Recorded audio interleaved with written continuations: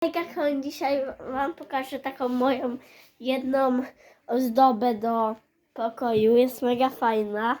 Patrzcie, to jest taki skrzat i tu mam takie coś i patrzcie, są takie, tutaj są guziki, nie wiem czy widzicie.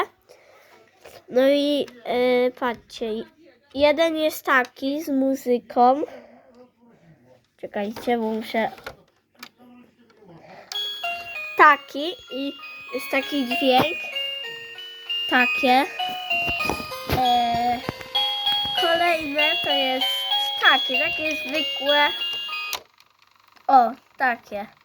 Jest taki dźwięk, takie drrr.